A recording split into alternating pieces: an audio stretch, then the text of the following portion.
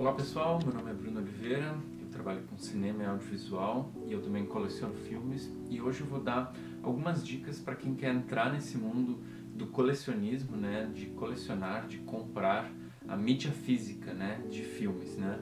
Para quem não sabe, mídia física basicamente quer dizer que você consome filmes em disco, né, em DVD ou Blu-ray. Também pode significar VHS, né, que no caso não vai ser o formato que eu vou tratar aqui hoje, porque eu, no geral, só compro DVD e Blu-ray. E eu gostaria de falar algumas coisas para quem quer começar, né, a ter assim essa videoteca, essa cinemateca na sua própria casa. Vamos lá? Tá. Primeira coisa que eu acho importante colocar é você fazer um orçamento, né? Você ter um planejamento financeiro do quanto você pode gastar com esse hobby, né? Porque assim, coleção, esse hábito de colecionar, de ir atrás dos filmes e formar, né, através da sua própria curadoria, o seu Netflix em casa, né? Ele é um processo que tem que ser prazeroso, né? E muitas vezes, e isso não é só para coleção de filme, mas é coleção de coisas no geral, pode se tornar um processo um pouco doloroso, né? De culpa, de endividamento. Então, eu acho que a primeira coisa é ter um planejamento financeiro bacana. Por exemplo, se você ganha assim R$2.000, né? Eu diria que não é muito bom você passar dos R$200, né? Porque 10%, né, da sua renda total, R$200, já é bastante coisa assim no teu orçamento, né? E a gente sabe que, especialmente no Brasil, que as pessoas não ganham muito bem e que os produtos assim, culturais são caros, né, para o nosso bolso. Então a gente tem que medir bem quanto que a gente pode gastar para não comprometer o resto das nossas finanças, né, como contas básicas. Aluguel, condomínio, luz, internet, alimentação, educação e os investimentos, né, na nossa própria vida profissional, que às vezes a gente precisa fazer um curso, né, etc. Então eu diria que é bom você não passar dos 10% assim, da sua renda, né? Que às vezes pode já ser bastante. Então eu acho que você tem que começar a colecionar já com um planejamento financeiro do quanto você consegue despender por mês naquele hobby seu, para ser uma coisa prazerosa, né? Então eu acho que para quem está começando é bom começar talvez com entre 50 e 100 reais por mês e num teto, né, de R$200 mais ou menos para quem tem essa renda mais média. Se você ganha mais, né, 3, 4 mil reais, daí sim dá para passar um pouco disso. Mas eu acho que também começar já gastando mais de R$200 por mês nisso talvez seja um pouco demais, assim, né? Porque a gente tem que ter uma taxa de aproveitamento dos filmes, que era isso que eu queria colocar também. Eu acho que muita gente que compra atualmente filme lida com esse problema, né, de comprar mais do que assistir. Eu acho que, na minha percepção, não vale a pena, né, você começar a comprar os filmes e ter eles apenas na prateleira sem assistir. Então eu acho que você tem que ter um controle de quanto você gasta e compra, né, por mês, que também seja compatível com o quanto você consegue assistir por mês, né? Então é bom você se programar tanto financeiramente como também na sua rotina, como que você vai encaixar, né, de assistir, de conseguir ver esses filmes que você está adquirindo, né? Eu acho que assim é muito legal você ter uma rotina, né, de ver filmes. Por exemplo, algumas pessoas assistem durante a noite, né, na parte da semana. Eu gosto muito sim de ver no sábado, né, sábado de tarde. Eu acho que é um bom momento para desfrutar mais dos extras, né, que vários DVDs têm. Eu diria que inclusive a sua programação para assistir os filmes também tem que ser levado isso em conta, né, se tem extras da edição, se você está realmente aproveitando esse material. Porque o que acontece muitas vezes é que a pessoa compra, né, bastante filme e acaba não aproveitando tanto acaba não vendo os filmes como também não vê os extras, né, e daí acaba se tornando um hobby que às vezes vê um pouco de culpa, né, e eu acho que com razão, porque de fato não tem tanto propósito apenas ter, né, tem que se aproveitar esse material. A outra dica que eu queria dar é em relação aos títulos, né, vale a pena comprar um filme que você nunca viu? No meu entendimento, não. A não ser que sejam coleções especiais, por exemplo, a Versátil, que lança clássicos do sci-fi, obras-primas do cinema, que é uma empresa que também faz um recorte legal. A não ser que você queira comprar essas coleções para aumentar o seu repertório, né? Mas eu diria que isso não é a maioria. A maioria das pessoas quer comprar os seus filmes favoritos, né? E aí, para comprar os seus filmes favoritos, o que você precisa fazer?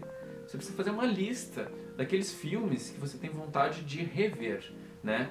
Para mim, ter um filme em casa só vale a pena tê-lo quando eu sei que eu vou assistir mais de uma vez, né? Então tem vários filmes aí que eu gosto, que eu sei que pra mim não faz sentido ver apenas uma vez. Quando eu gosto de um filme, eu acho que ele vale a pena ser revisto, né? Esses são os critérios, inclusive, para eu achar o filme bom.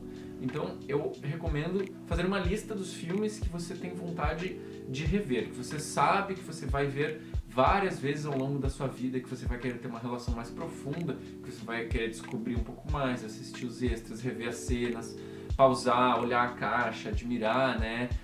Saber mais, ver a ficha técnica, etc., saber como foi feito. Então eu acho que fazer uma lista do que aquilo você considera essencial, que você gosta muito, você faz uma lista desses filmes e aí começa a pesquisá-los no mercado, né? Outra dica que eu dou é em relação a se você está começando a comprar, primeiro você decide qual formato você vai começar a investir mais, né? Se é o DVD ou se é o Blu-ray. Qual que é a diferença entre esses dois formatos, né?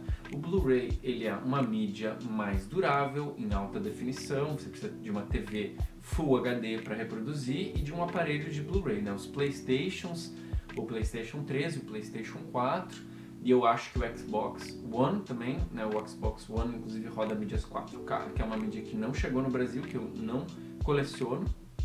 Mas esses aparelhos eles rodam o Blu-ray em Full HD e também tem os aparelhos mais simples aí, né, do mercado, que tá um pouco difícil de conseguir, mas existe. E o DVD não, o DVD assim, é mais fácil de você achar os aparelhos que reproduzem, né?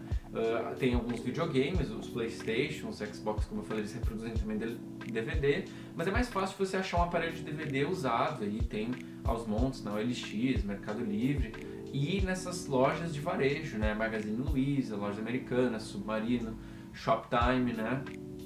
Então você tem que decidir qual mídia você vai adquirir, né? E onde você vai reproduzir essa mídia. O DVD, ele é uma mídia que é mais barata no geral, ela é menos durável, a qualidade da imagem não é uma resolução Full HD, né? Mas tem DVDs aí com excelente qualidade, varia também, tem Blu-rays que não são tão bons, tem DVDs que são muito bons, né? E a diferença entre eles é basicamente essa, um é Full HD, o outro não é, né?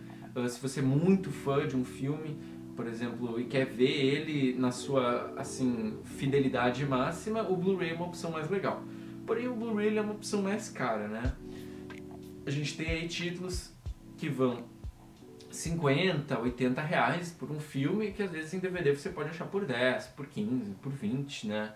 E também tem uma outra coisa. Se você for começar a comparar, né, você vai ver que você pode adquirir, por exemplo, um título em Blu-ray, ele equivale às vezes do mesmo valor, né, a 3, 4, 5 títulos em DVD, né?